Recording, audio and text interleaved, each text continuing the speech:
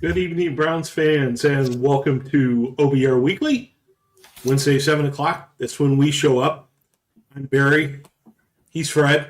How you doing, legend? Doing good. Matching shirts. Yeah, exactly. Color coordinated, ready to rock and roll here on an early May edition of OBR Weekly. If you are just tuning into the program, which you would have to be, and stay tuned at the end. After Fred and I sign off, we will have the debut of the latest effort of the OBR creative staff who had put together a new video for us. So it's all great. So you want to stay tuned for that. Also, the usual programming notes that this show is powered by your comments and questions, especially tonight. We want to hear your thoughts and your questions about what you want to discuss. You guys drive the show.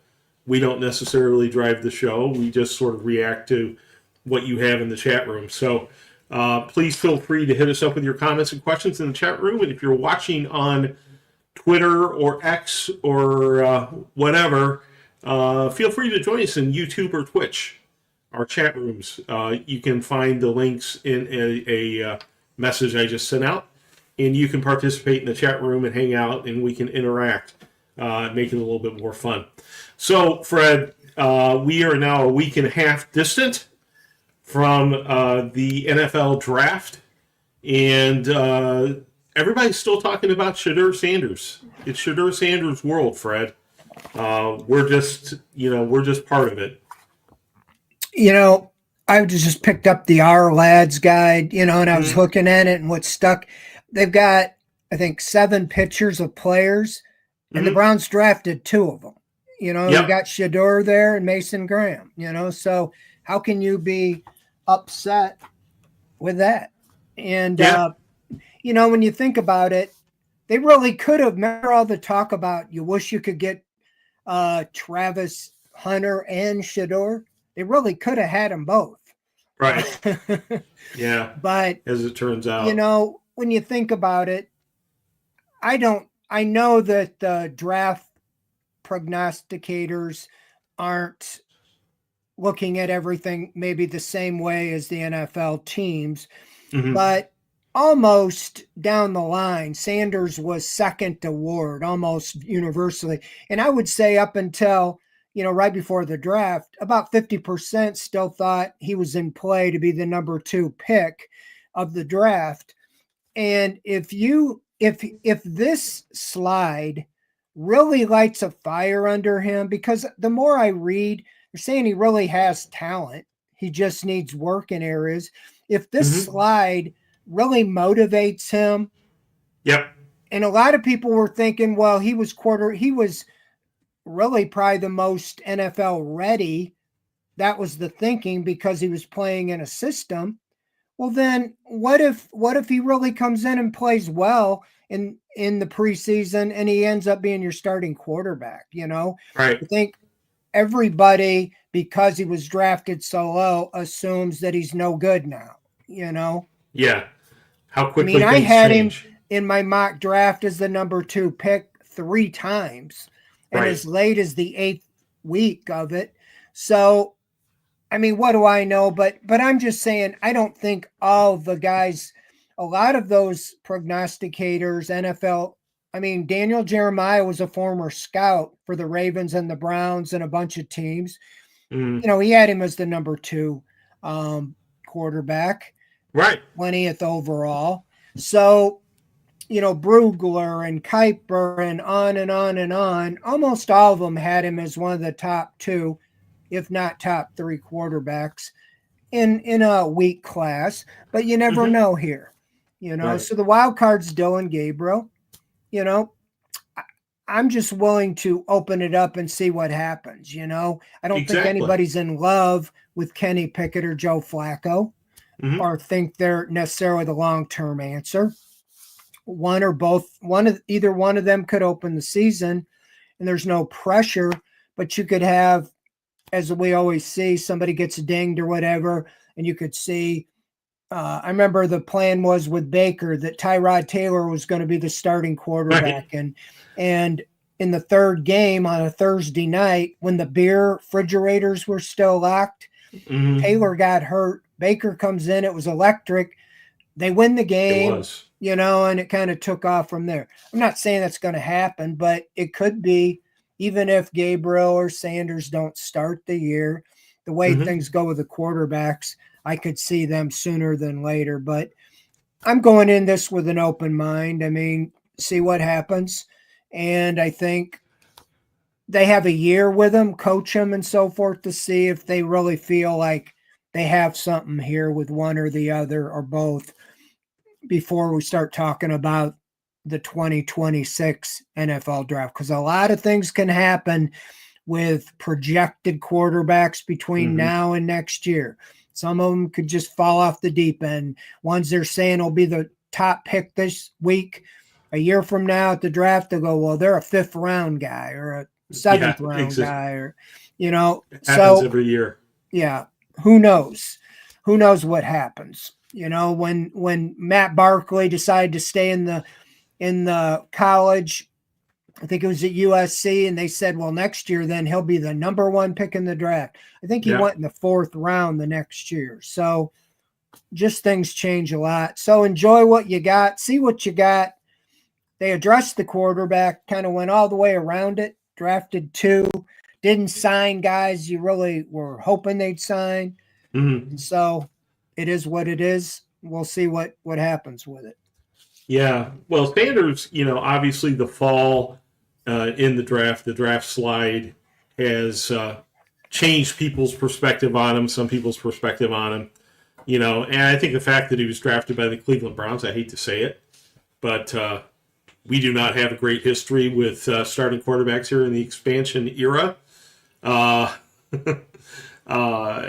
as a result, some people may say, well, the Browns drafted him, he can't be that good, But the Browns now have 2 lottery tickets, the way I look at it, Fred.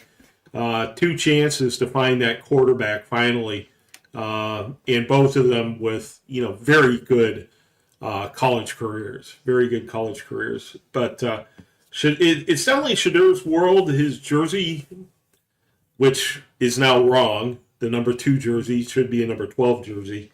He leads all the rookies. People are talking about him. Tom Brady was talking about him this morning, all the way across the range of veteran NFL players to Adam Pac-Man Jones has weighed in on Shadir Sanders. Everybody's talking about him. Now, we're going to have rookie camp here next weekend. And I'm guessing there's going to be a couple people from the national media there. My question to you, Fred, you lived through the Johnny Manziel time, right? The Baker Mayfield time. Do you think this is going to be like the biggest horde of media types descending on Berea that we've ever seen? I'm hoping not. I don't think so. Maybe if he would have been the number 2 pick, but like you said earlier, he is the 5th round pick, and by being picked after Dylan Gabriel, that kind of is telling you the Browns had him rated higher, Gabriel that is, over Sanders. Yeah. And that is in 2 days. I mean, yeah, Friday and Saturday and Sunday this week. It's open to the media Friday and Saturday. So, this type of rookie minicamp really is orientation for the rookies to get them ready for what the Browns are wanting to do in the offseason program and kind of prime them for the mandatory veteran minicamp in June, early June, because they want them to hit the ground running and not be standing out there, what do I do? They're going to run through kind of a practice run every day. So when they get here for the mini camp and the off-season program, they're going to know what is expected of them. So by the time they get to training camp, it's old hat. Because, as you know, it's not like the old 6-8 weeks of training camp. It's like 2 or 3 weeks, and then you're playing games. So they got to hit the ground running. And this is the chance for the rookies, especially the quarterbacks, to show what they can do. Because once you get to the training camp, there's only so many reps, and you're not going to get to do a whole lot other than maybe in the preseason games this year. So, yeah, it will be interesting. If nothing else, I'll have a primer coming out about what to look for. But I think more than anything, it's just seeing these guys on the field, what they look like. They're not going to really be doing a lot of football. There's no contact, but you'll get to see them in uniform, not pads. I think they have helmets and stuff like that, but going through drills, really working with their position coaches. So we'll have a lot of video of the guys, especially a guy like Mason Graham. He makes his money crunching people, and he's not going to be crunching people. He's probably not going to look like a dancing bear out there, just running around, doing drills. But there'll be things to pick up from that. Being able to see Sanders and Gabriel throw the ball side by side and kind of make some comparisons. I remember Johnny Manziel, you mentioned.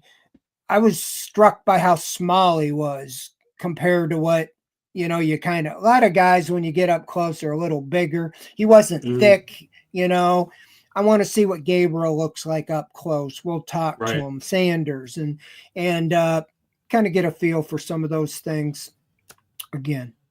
Yeah. Well, we have a comment from Jamel around the world. He says, "Hello, gents. I'm here because of Shadur. Also grew up on Long Island, 20 minutes from Jim Brown and Vinny Testaverde's hometown." Thanks for welcome to the program, Jamel, and hopefully welcome to a little bit of Browns fandom because of Shadur Sanders. A lot of people, I see a lot of comments on social media and YouTube from people who are now following the Browns because of Shadur Sanders. They're Shadur Sanders fans, not necessarily Cleveland Browns fans. And, we will take anyone who wants to follow this team at the OBR. We've got great forums and all kinds of great stuff if you want to visit us at theobr.com. Okay, so there's a deal with Shadur. We had some bad news this week, Fred. The off-field news that you don't really want to talk about all that much, but Devin Bush, the former first-rounder, played for the Steelers, and I think had a fairly solid season last year. He got himself into some off-field trouble, domestic dispute of some sort. We don't have a ton of details. We're not going to talk about a ton of details. But obviously, the Browns are kind of thin at linebacker right now, with JOK being uncertain, and maybe if Devin Bush, can't start the season for whatever reason, you think the Browns are going to have to go out and acquire a linebacker? I don't know. I think they like Diabate and they like Winston Reed, and you got Jordan Hicks. He was playing well. He just had trouble staying on the field. I think Schlesinger pickup, can play both sides there. I think that they're real high on him, obviously, to take him the first pick in the second round. That's a very valuable pick when they could have traded it and they chose to keep it and draft the player. So I don't know. I mean, there's usually linebackers available, veteran linebackers if need be. First of all, I don't know why Devin Bush is still living in Pittsburgh. I mean, they got rid of you, move out, come somewhere else. But it's unfortunate. These guys here, the Browns gave him a chance, a new lease on life last year, had a pretty good year. They brought him back. And then you do this, these are unforced errors, and I don't know if, what'll play out with it. They stuck with Michael Hall. Obviously, he was a high pick, and he had some issues like that.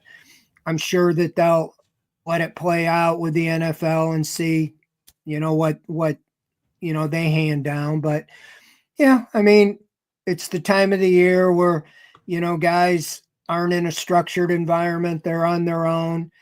And I don't know if he's been in the off-season program or not, but it's one of the reasons why it's a good thing to be in the program, especially when you're not a superstar, is just you're kind of with your, in the confines of the team, and you got a little accountability amongst yourselves, all the way around. So we'll see. what happens here. But I don't think he's got a long leash. So to, he's not like a 10-time Pro Bowler or something. Right. And Right. I think you want to not put yourself in those positions. Yeah, exactly. So yeah, good point. Winston Reed, boy, I like him as a player. He is a hitter. That guy. He is the type of player who strikes fear into the opponents. Nathaniel Watson, Bookie Watson, they drafted last year. Didn't do a whole lot, but he's there, and so yeah, I actually thought they made more moves at linebacker than I was expecting, and I think part of it was because the uncertainty with Owusu Karamoa, but to draft one at the top, like I said, Schlesinger, I think they have more guys than most people would think at the position. Right. Confused all the people who assume that Andrew Berry follows a very strict set of rules about positional value. He does believe in positional value, but apparently believed in Carson Schlesinger even more. One of the other things that has happened this week, Fred, is that it was revealed that Jerome Ford signed a new team-friendly contract. And that has a lot of people concerned that the running back room is essentially set. Because there was some thought that Jerome Ford, with what he was making, might be on the outs with the Browns, leaving room for a certain Nick Chubb, perhaps, to return to the team. But with Jerome Ford, under a team-friendly contract, there's a lot of skepticism about Chubb, and whether he will return or not. I heard some social media chatter this morning that the Browns are talking to him. Nothing I put any faith in. But what would you do, Fred? Assuming you could sign Chubb for a reasonable amount, would you come in and let him come in and compete with the other three? Absolutely. I don't see any downside to it. I've said this all off season. I don't think the Jerome Ford, that was expected. I mean, his playing time, he hit an escalator which ballooned his salary to like 3.5 or 3.6 million. We saw it with several guys like Harrison Bryant, that when they got that high of a figure, they said, we're going to restructure you and give you so much guaranteed, or else we're going to cut you, Right. And so to me is saying that, now I'm saying it's implied, but if they were thinking of cutting him or letting him go because 3.5 million was too much for him, I think that it opens more the door for Chubb. I don't know where, if he's sitting there with an offer from the Browns, or he's sitting there with no offer from the Browns, no communication, or his agent saying, let's hold out and see what's available. I think what hurts it more is drafting two running backs high. Right. I don't have a problem. The Judkins and Sampson, I like them both. And I think, as I said all off season, I would draft, one of the Ohio State backs. I preferred Henderson, but said I'd be happy with either one.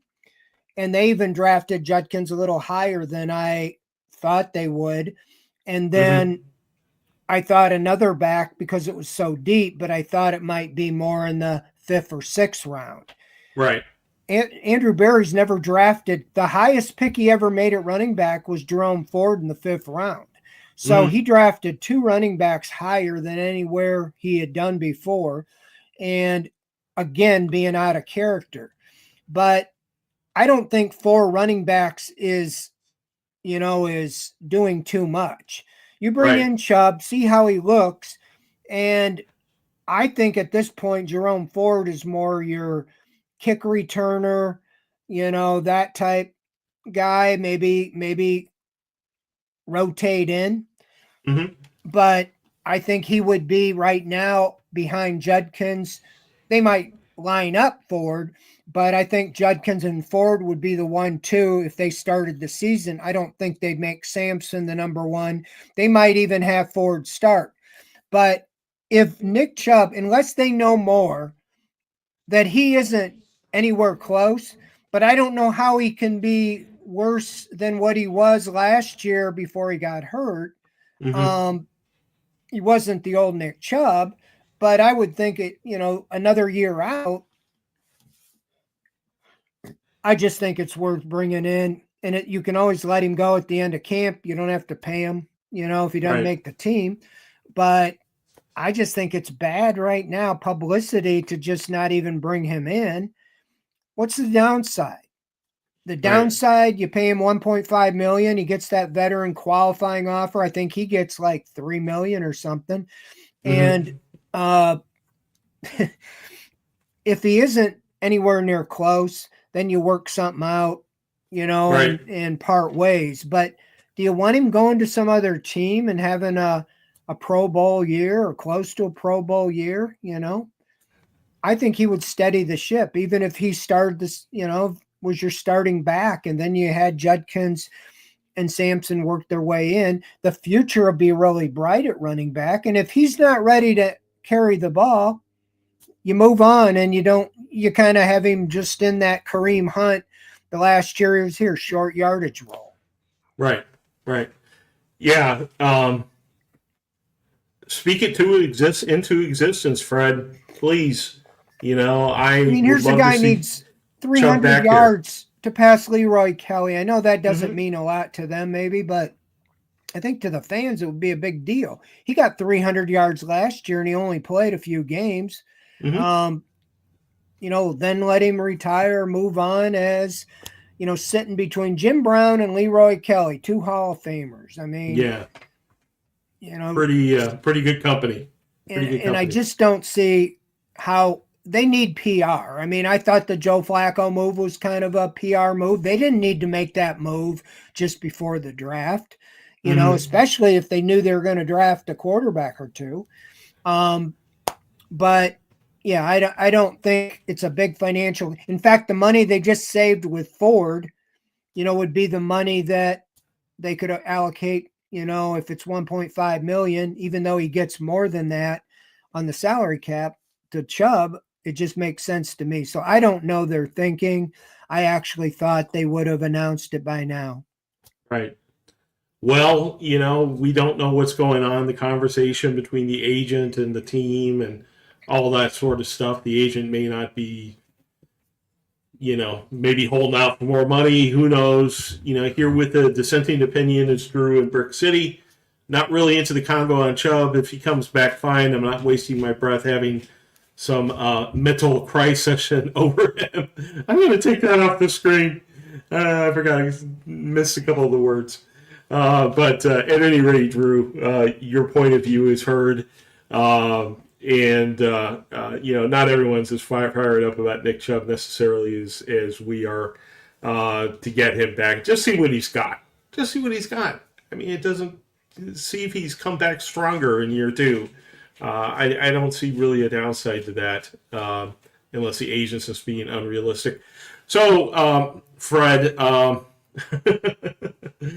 everyone, it turns out, is picking the Cleveland Browns to lose.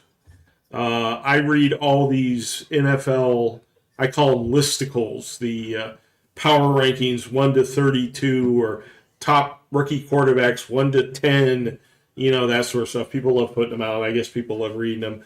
But, the Browns are near the bottom of all the power rankings, down there with the Tennessee Titans.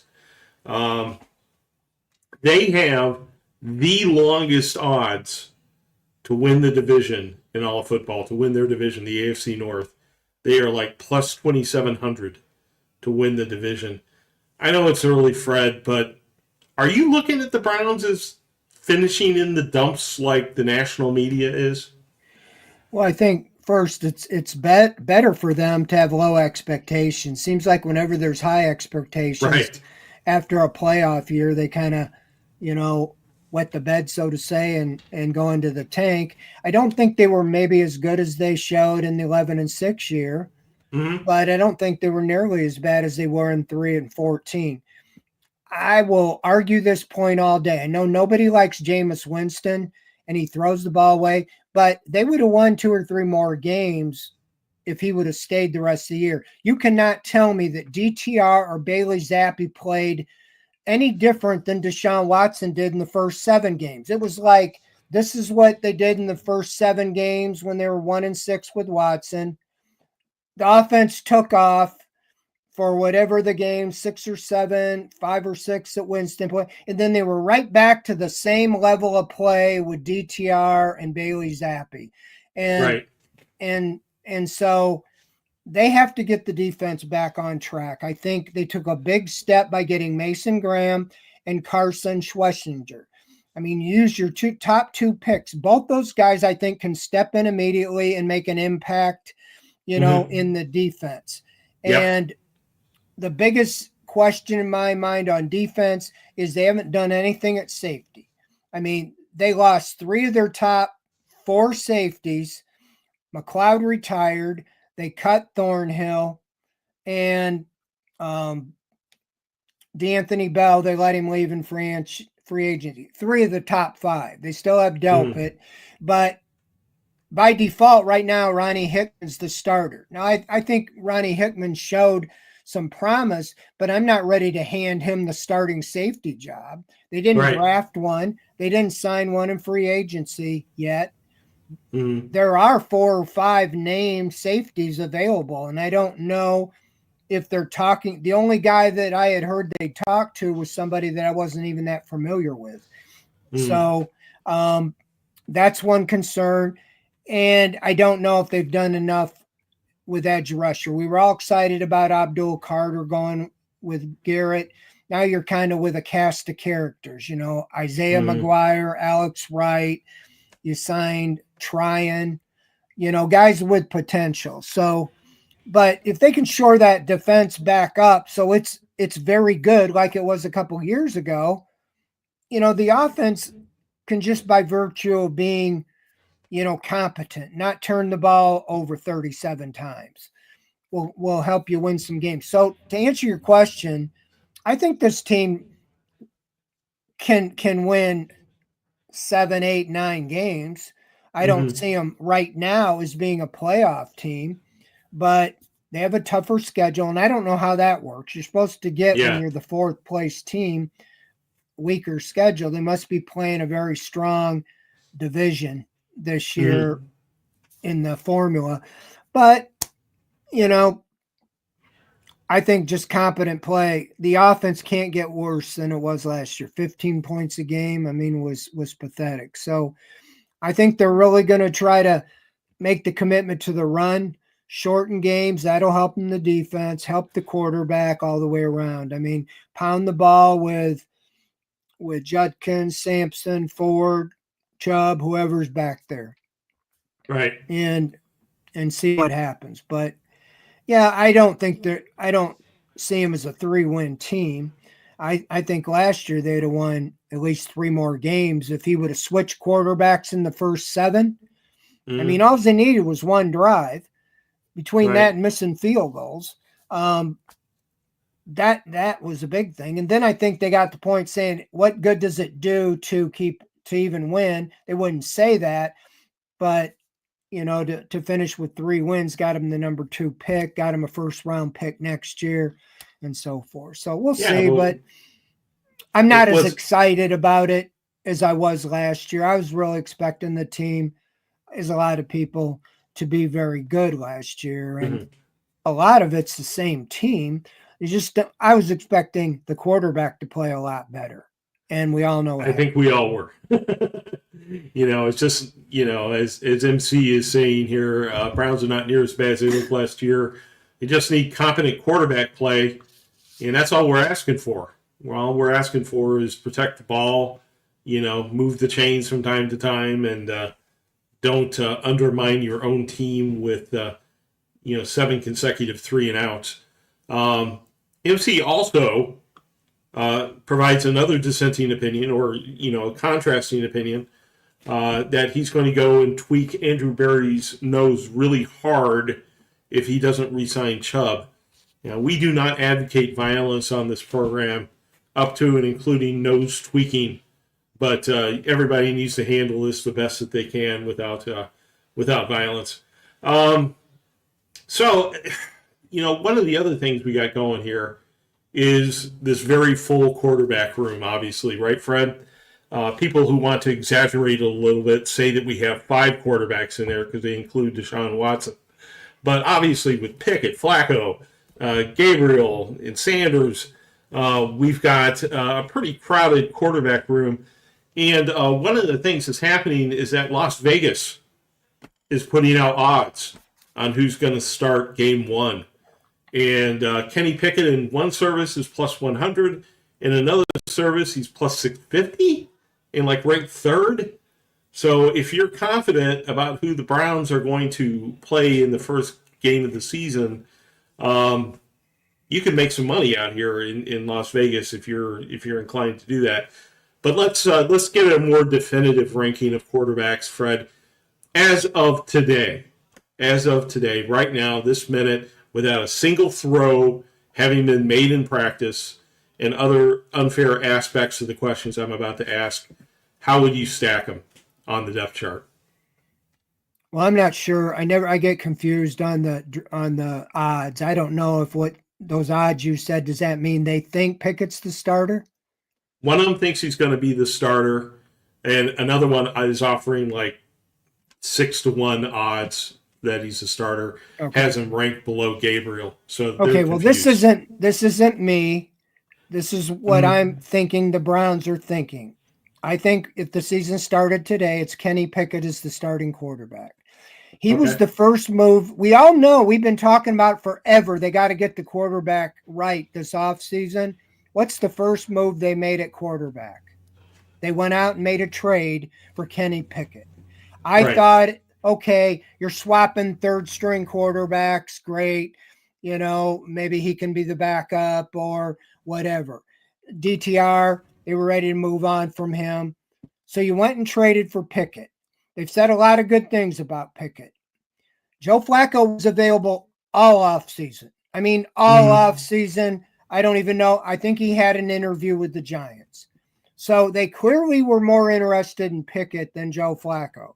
Okay. Right. I don't know why they made the signing of Flacco, like I said earlier, almost like a PR move, because they did it right before the draft.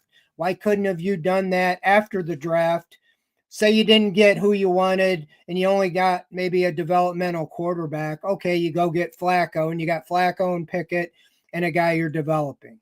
Well, they get Flacco, and so you think, well, they're going to draft a quarterback, and they draft 2. So I think Pickett's the starter, and I think that depending on how Pickett does and how the 2 rookies do, depends on what they do at the end of training camp. I don't think Flacco has a lot of market value in a trade. I think Pickett may. If he goes and plays well in the preseason, they may trade him and say, okay, Joe, you be the starter, and we like these 2 young guys. I do not see Andrew Berry cutting either Dylan Gabriel or Shedeur Sanders, unless there's some disaster between now and the end of training camp. He loves his draft picks. We've made jokes about it. If you get drafted, you're on the team pretty much forever until, you show you're Anthony Schwartz or something. And so with that said, I think that they felt like Sanders was too high of a value. Wherever they had him picked, they had him, I think, ranked lower than Gabriel, and they picked him at 94. So if he was maybe a little lower than that in the 3rd round or higher in the 4th round, they felt like getting him in the 5th round was a good value. So with that said, if those guys both play pretty well in preseason, I could see them keeping them both. Or if they felt like they could trade one of them and get a draft pick back, they would do so. But it all really depends on what they think of Kenny Pickett. If they think the two young guys are really the answer long term, at least as the backups, then you trade Pickett. And you start Flacco, and then whoever the rookie is comes in. So I think a lot's in play. We all knew last year they were not keeping 4 quarterbacks. Tyler Huntley, we go, why in the world they sign him? If you remember when they made the final cut down, they kept 4 quarterbacks on the active roster, trying to trade Huntley or Winston or one of those guys. And ultimately, then they let Huntley go when they got no takers, and he signed with the Dolphins or something. So, I mean, if somebody gets hurt in training camp, and needs a quarterback, maybe you trade Joe Flacco to the Saints. If Kurt Carr or Derek Carr can't play, or someplace else. So, if it was today, I'd say Kenny Pickett, because I really think they think in this system he can be the starting quarterback. And I don't think they want to just, by getting a guy in the 3rd round and a guy in the 5th round, that's telling me they don't think they're ready to step in immediately. Yeah. Jeffrey Champion here saying, I think Kenny Pickett will play in Kevin's offense. Obviously, he liked the fit between Pickett and what he plans on doing on offense. So they went out and grabbed him very early on, as Fred alluded to. Hey, if you are watching, you are in the chat rooms, hopefully. Please feel free to hit us up with some questions. I've got 6 or 7 saved up, but we got room for more. So if you've got questions you want us to talk about, we'll be more than happy to do so. Last topic I have, Fred, is about the wide receiver room. The Browns lost Elijah Moore, gained Deontay Johnson. Moore appeared in 34 games for the Browns, had about 1,000 yards over a couple of years, over 3 years. He got a $5 million deal with the Bills, and that was more than the Browns were willing to offer, so he took off. Johnson in 2021 had over 1,000 yards and over 107. He had 107 catches. But last year, 33 receptions and 375 yards. He's a reclamation project, Fred. And the Browns signed him without any guaranteed money. So if he washes out during training camp, he's nowhere. Do you see this team making more wide receiver moves based off of what they've been doing? Yeah, I don't know about what the deal is with Johnson. Just you look at the Steelers, a lot of it you feel like, man, Mike Tomlin really handled some. You remember Antonio Brown? I mean, I never knew, and I don't think a lot of people knew Antonio Brown was Antonio Brown until he got out of there. You're like, wow, where did this happen? And Pickens, we did see that with him. But if I remember right, Johnson was unhappy with Pickett or some things in the offense when he was over there. I saw him throwing, I think it was him. They were showing on the sideline in games throwing fits, when he didn't get the ball. So I don't know what happened to this guy. I know he was really explosive receiver, and I don't mean emotionally, I mean as a player. But last year he melted down. I mean, he was on 3 or 4 teams and he couldn't get along with anybody. So again, we talked about Devin Bush. You would hope the guy would come over here and say, look, this might be my last chance. I want to really buckle down and make it go. Sometimes these guys just don't think that way. They're just they've just been stars everywhere and they do whatever they want. So there is an opportunity for him. As I interviewed Cedric Tillman, I mean, they're high on him. He has a golden opportunity, but he hasn't been able to stay on the field. And so they need more. I was very surprised they didn't address wide receiver. I thought the Travis Hunter move would have got the wide receiver as well as the cornerback. Obviously, it didn't happen, but then they didn't draft any at all. And that's the first time Andrew Berry hasn't drafted any wide receiver. And he's not drafted any higher in the 3rd round. So you usually don't get stars, unless you get lucky, lower than that. So I expect them to look over available trade opportunities. That's what he's been good at. He brought in Elijah Moore in a trade. He brought in Amari Cooper in a trade, Jerry Jeudy in a trade. he's been good at identifying good players that are in a contract situation. Now, I see Gabe Davis got released because of a contract situation. I don't know. Maybe they weren't interested in him, but they probably could have got him for a low pick if they were interested in, in taking him on. So we'll see. But Johnson, like you said, there's no risk. So I would expect them because, I thought Elijah Moore would come back. But obviously he wanted more than what the Browns offered him, $3.5 million or whatever the offer was with the qualifying, and he got $5 million. Amari Cooper didn't do much up there with the Bills when you thought he would really be great with Josh Allen. I think Elijah Moore wants to go somewhere with maybe a little more stable quarterback. I mean, he was with the Jets when they were kind of a disaster, and the Browns haven't had great quarterback play. So I was surprised they let him go. I hope they have another plan because I feel like they didn't address wide receiver really, in my opinion, in the offseason. Deontay Johnson, okay, that's like a shot in the dark, hoping you can get him. Maybe you have another guy to bring in, but I would not go into the season with what you have right now. I mean, a lot of unproven. Jerry Jeudy gets hurt, then what are you doing? Right. And he's only one anyway. So, I think they need to. I would look long and hard at some of these guys, see if you could make a trade or pick somebody up that gets released after the June 1st cuts or final cut downs, but that's kind of late in the season. Right. Hey, we are going to head into your questions and comments, which I've been saving up for the first 2/3 of the show. If you like the programming here on the OBR live streaming network, please check out the website and check out our VIP service. VIP subscribers get exclusive access to VIP forums, including Insider Central, which has a lot of sort of rumors and latest of what we've heard. Ask the Insiders with Lane Atkins and other writers answering all the questions.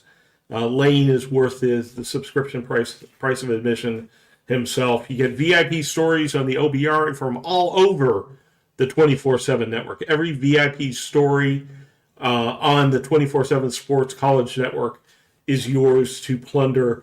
And finally, as soon as you renew your membership, or after the first month or year, you get Paramount Plus with Showtime thrown in for free. Kind of subsidizes the whole subscription. So hit the OBR.com, check out our VIP service if you're interested. We usually have starter deals for people, and jump on in and join us in the VIP forums. All right, so let's go to our questions. First one that we got is from Chat Username. And Chat Username wants to know any chance to keep Chubb. We did talk about that, and also talked about adding to the offensive line. What do you think about the offensive line? They did add some players during the offseason, Fred. Do you think they need to go out and find more? Well, I know Tevin Jenkins was like one of the 30 best free agents available. I think he was like the third best interior offensive lineman. I don't know. I think he had some history with injury is why, he was available to the Browns. But Cornelius Lucas is the left tackle, swing tackle they signed. I think they signed him to a 2-year deal. He started quite a bit. He started with Washington, I think last year. And so I think that they feel like he's an insurance policy at tackle should Conklin or Jones not be able to handle it. They may even have him in competition with Jones to be the starting left tackle. I'm not sure how it'll shake out. For this year, I think they feel like going back to the zone read, wide zone read, that's what Batonio and Posick and Teller and Conklin were all brought in to run that offense.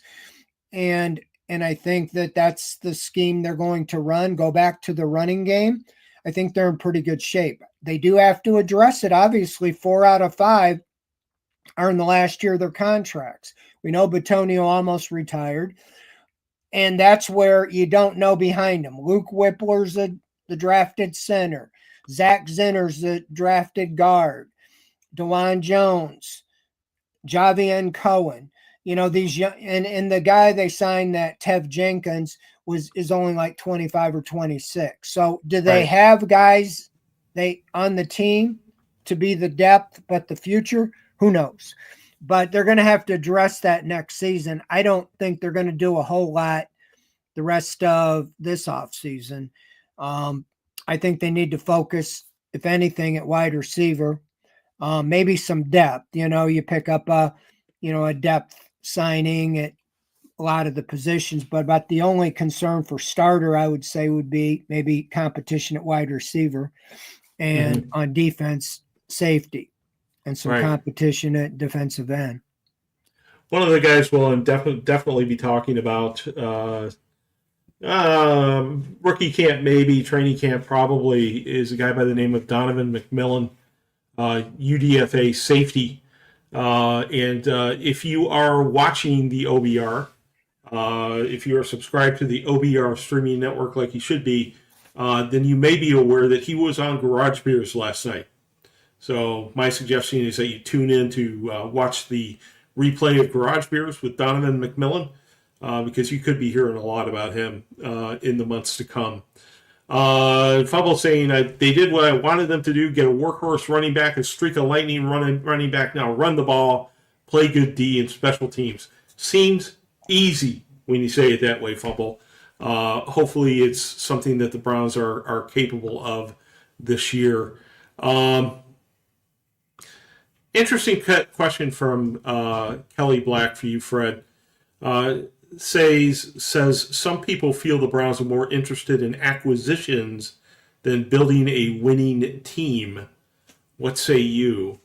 And it does seem like Andrew Berry does look on players like currency, and draft picks like currency, and is just trying to maximize his wealth, and maybe not thinking about how these guys knit together as a team.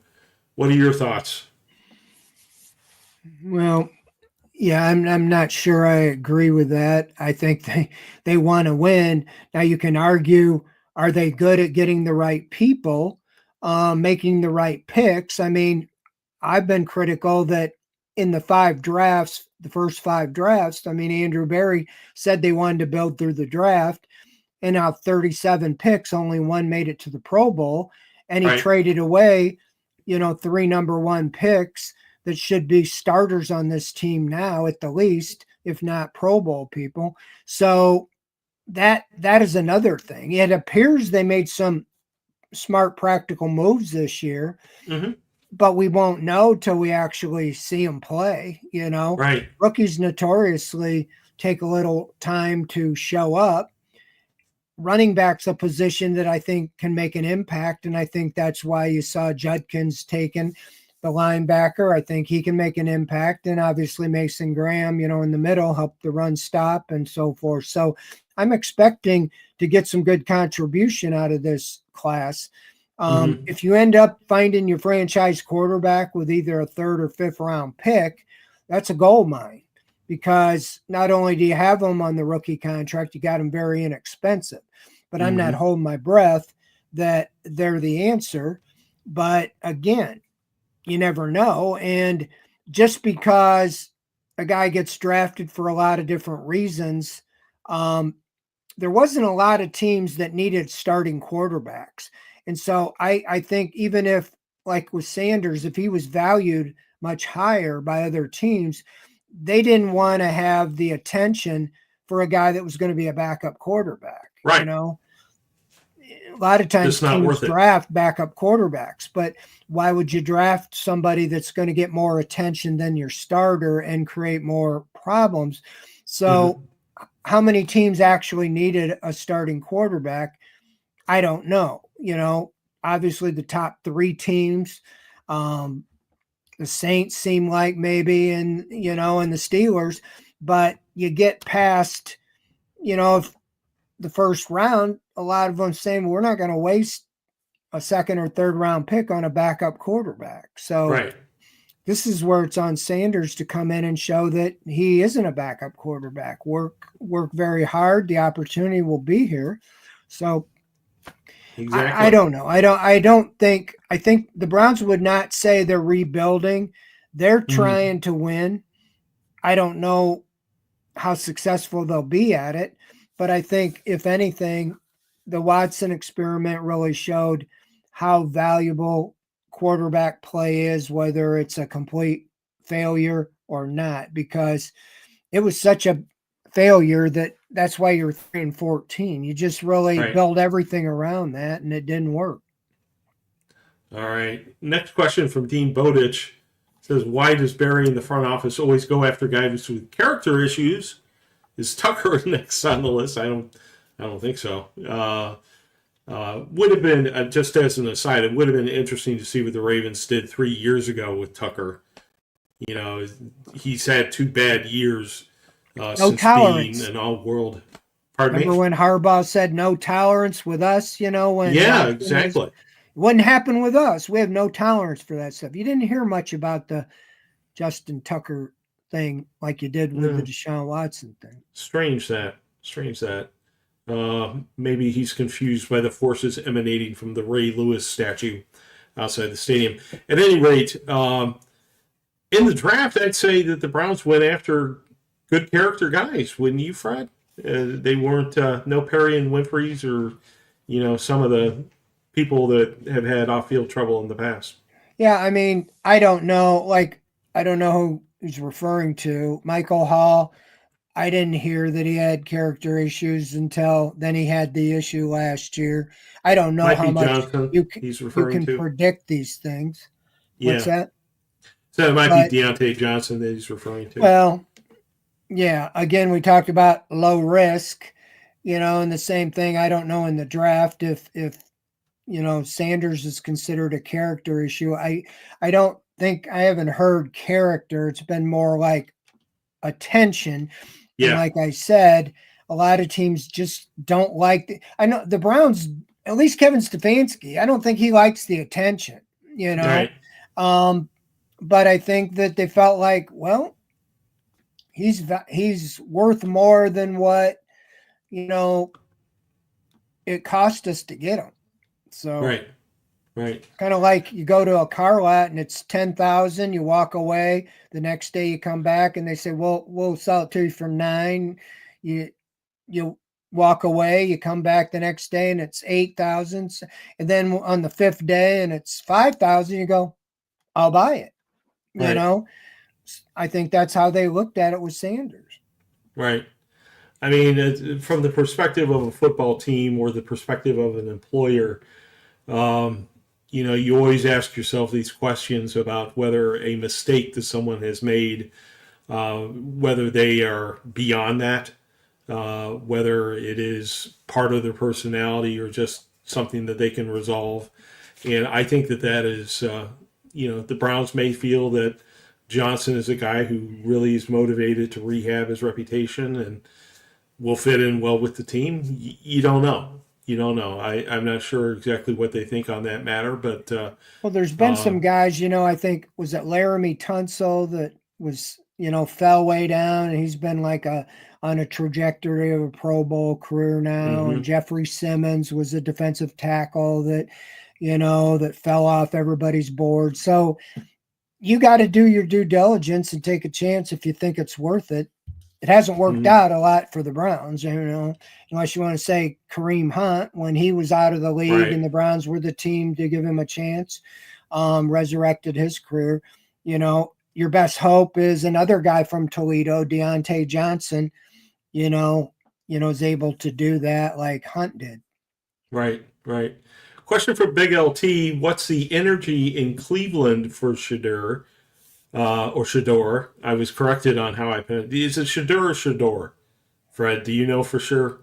Have we gotten the official pronunciation from the Browns? I thought it was Shedeur. Okay. That's how I pronounce it too, but maybe we're wrong. We'll get the official pronunciation, and we will stick to that like glue for the rest of these shows, but we haven't gotten that yet.